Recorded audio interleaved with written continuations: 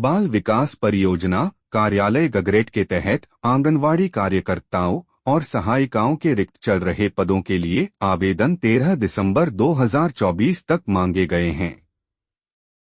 इन पदों के लिए 18 से 35 वर्ष की पात्र महिला अभ्यर्थी अपना आवेदन सादे कागज पर भर के बाल विकास परियोजना अधिकारी कार्यालय गगरेट में 13 दिसंबर सायं 5 बजे तक जमा करवा सकती हैं। यह जानकारी बाल विकास अधिकारी गगरेट विजय कुमार ने दी। उन्होंने बताया कि अभ्यर्थी को 20 दिसंबर को प्रातः 10 बजे साक्षात्कार के लिए अपने सभी मूल दस्तावेजों सहित बाल विकास परियोजना अधिकारी कार्यालय गगरेट में उपस्थित होना अनिवार्य है। नगर परिषद ऊना को हिमाचल प्रदेश नगर निगम अधिनियम 1994 की धारा 3(2) के अनुसार नगर निगम ऊना घोषित करने का प्रस्ताव पारित किया गया है तथा इन्हें जनसाधारण की सूचना के लिए हिमाचल प्रदेश के राजपत्र ई-गजट में प्रकाशित किया गया है। यह जानकारी उपायुक्त ऊना जतिन लाल ने दी। उन्होंने बताया कि इस क्षेत्र में रहने वाले किसी निवासी को यदि कोई आपत्ति अथवा आक्षेप है तो वे उसे हिमाचल प्रदेश के राजपत्र में प्रकाशित अधिसूचना की तारीख से 2 सप्ताह की अवधि के भीतर लिखित में उपायुक्त ऊना के माध्यम से प्रधान सचिव शहरी विकास हिमाचल प्रदेश सरकार को भेज सकते हैं। उन्होंने बताया कि निर्धारित समयावधि के भीतर प्राप्त आपत्तियों व आक्षेपों पर ही विचार किया जाएगा। उसके उपरांत किसी भी आक्षेपों को स्वीकार नहीं किया जाएगा। भारतीय सेना की बहादुरी और बलिदान की एक शक्तिशाली गाथा भावना अरोड़ा की बहुप्रतीक्षित पुस्तक नगरोटा अंडरसीज रविवार को पेंगुइन द्वारा जारी की गई। भारतीय सेना की अदम्य भावना को श्रद्धांजलि के रूप में नगरोटा अंडरसीज 29 नवंबर 2016 की दुखद घटनाओं को याद करता है, जब जम्मू कश्मीर में नगरोटा सैन्य अड्डे पर आतंकवादी हमला हुआ था। भारतीय सेना की सफल सर्जिकल स्ट्राइक के बमुश्किल 2 महीने बाद बदला लेने के लिए सशस्त्र घुसपैठियों ने शिविर पर क्रूर हमला किया।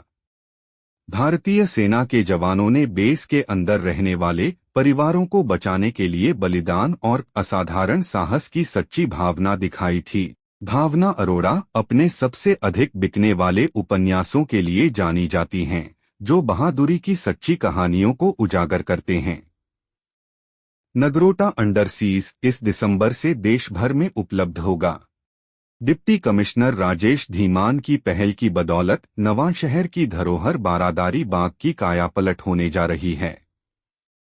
करीब 200 साल का इतिहास समेटे इस ऐतिहासिक उद्यान का जीर्णोद्धार कार्य जल्द ही शुरू होने वाला है। इस संबंध में जानकारी देते हुए उपायुक्त राजेश धीमान ने बताया कि बारादरी बाग के जीर्णोद्धार के लिए जिला प्रशासन को एमपी लीड फंड से 20 लाख रुपए की राशि प्राप्त हुई है। उन्होंने कहा कि उद्यान का स्वरूप सुधारने के लिए और अधिक धनराशि उपलब्ध कराई जाएगी। उन्होंने बताया कि इसके तहत जहां गार्डन में मौजूद इमारतों, पार्कों, सैरगाहों, फव्वारों, बच्चों के झूलों आदि को नया लुक दिया जाएगा, इसी तरह गार्डन को भी सुंदर और हरा भरा बनाया जाएगा। ब्रह्मलीन शिरोमणि विरक्त 108 संत बाबा दलेल सिंह जी और उनके परम शिष्य ब्रह्मलीन 108 संत मुनि जी का 25वां वार्षिक स्मरणोत्सव 2 दिसंबर को तप स्थान निर्मल कुटिया छंभवाली पंडवा फगवाड़ा में मनाया जा रहा है। इस संबंध में जानकारी देते हुए मुख्य सेवादार संत बाबा गुरचरण सिंह पंडवा व अन्य ने बताया कि इस अवसर पर सबसे पहले श्री अखंड पाठ साहिब जी का भोग डाला जाएगा। इसके बाद खुले पंडाल में श्री गुरु ग्रंथ साहिब जी की उपस्थिति में धार्मिक कार्यक्रम आयोजित किए जाएंगे, जिस दौरान प्रमुख रागी ढाडी कीर्तनी जत्थे, कथावाचक एवं विद्वान गुरबाणी कीर्तन कथा विचारों एवं व्याख्यानों से श्रोताओं को आनंदित करेंगे। दोआबा साहित्य सभा नवांशहर द्वारा सरकारी सीनियर सेकेंडरी स्कूल करिहा के सहयोग से उसी स्कूल में पुस्तक गोष्ठी एवं कवि दरबार का आयोजन किया गया। कवि दरबार की अध्यक्षता प्रख्यात जुझारू कवि दर्शन सिंह खटकड़ ने की। प्राचार्य रंजीत कौर ने स्वागत भाषण दिया। प्रसिद्ध कथाकार अजमेर सिंह सिद्धू ने लेखिका परमिंदर कौर स्वैच और विद्वानों के जीवन और साहित्य पर प्रकाश डाला। डॉक्टर कुलदीप सिंह दीप ने परमिंदर कौर स्वैच के कविता संग्रह जर्द रंगदा मौसम पर एक पुस्तिका पढ़ते हुए कहा कि परमिंदर की कविता वंचितों और क्रांतिकारियों पर केंद्रित है। वह लोगों के दर्द को चित्रित करती है और गरीबों पर हो रहे अत्याचार को उजागर करती है।